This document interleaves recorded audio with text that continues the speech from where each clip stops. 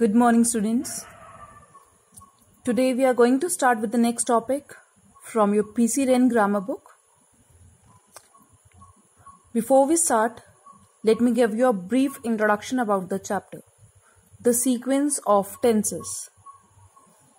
So we have covered the concept of tenses, the various rules of the present, past and future. In this chapter, the sequence of tenses, what we will be covering.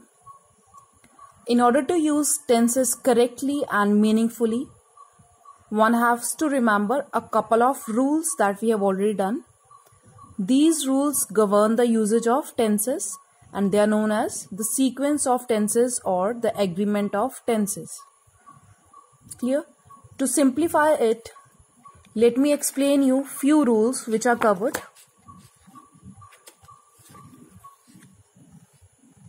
So when we talk about a sentence which have two clauses, for example, over here I am talking about a sentence which has two clauses. The clauses are the principal clause and the main clause.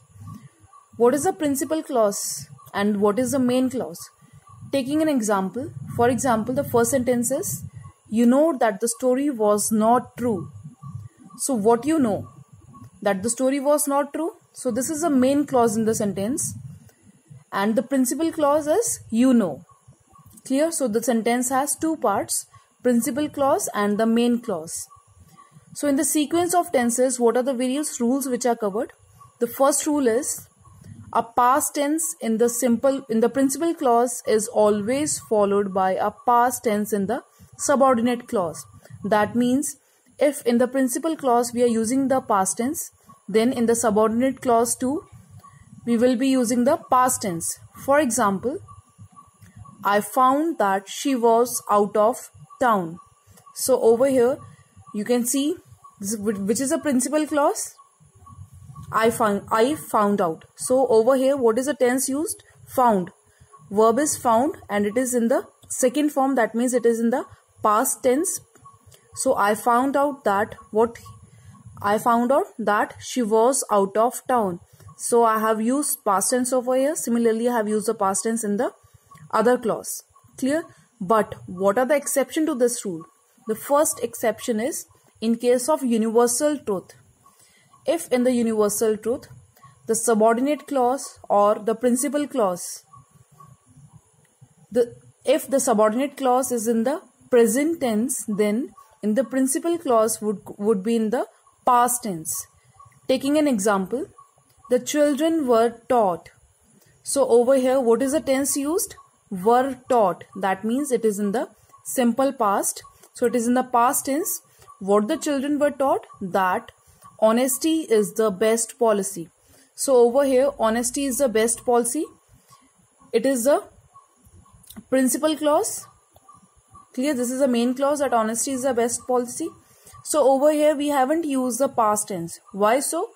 Because it is an exception that in case of universal truth, the same tenses the rule for the same tenses wouldn't be applicable. Clear? Likewise, in the second exception to the rule 1, so what does it states that when than is used to introduce subordinate clause. For example, he liked you better, that he likes me. So over here, in the second one, over here we have used than.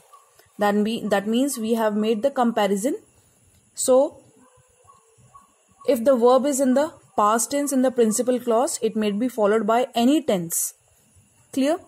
So any tense can be used that is required by the sentence in the subordinate clause. Rule 3. If the tense of the principal clause is in present or future, then the tense of the subordinate clause can be based on what needs to be conveyed. Over here also we can say that when the tense of the principal clause is in present or in the future, in that case the subordinate clause tense it can be dependent upon the need, what type of sentence is it and what message it want to convey. For example, she is saying that she is all right. So what she is saying? She is all right. It is in the present tense. So in this case, the subordinate clause it could be in the tense where the message is to be conveyed. Clear?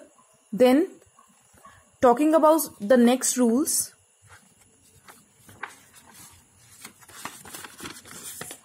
Rule 3.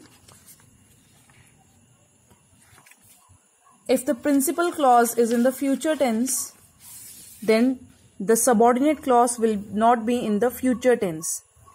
The sentence include when, until, before, after, etc. For example, I will call you. So over here, the principal clause is in the future tense. So when I call you, the subordinate tense, the clause over here, it will not be in the future tense. I will call you when dinner is ready. So when conjunctions such as when, until, before, after, these words are used, in that case, we won't be using future tense for the subordinate clause. Likewise, rule 4, when conjunction that is used, you may then in that case you may use may or might in present or past in the subordinate clause. For example, we eat that we may live. So in this sentence we have used the conjunction that. Clear? So in that case, when we are using the conjunction that, then the tenses in that case we can use the words may in the present tense and might in the past in the subordinate clause. So we eat, over here we have used we eat that we may live. So it was in the present, so and that's why we have used may in this case. Rule 5. When phrases such as if only, what if, these clauses are used, that the clauses that follows, they are always in the past tense. For example, I wish I could eat another ice cream. So over here it's a wish over here. So in this case it would be followed by I could eat. Clear? So these are some basic rules which are required in the sequence of tenses. There is nothing new. Some logics are required, that in case if the main thing you have to take care is the usage of the tense in the principal clause and the main clause. So following these rules, try to solve the exercises which are there in the grammar book. Thank you and have a nice day.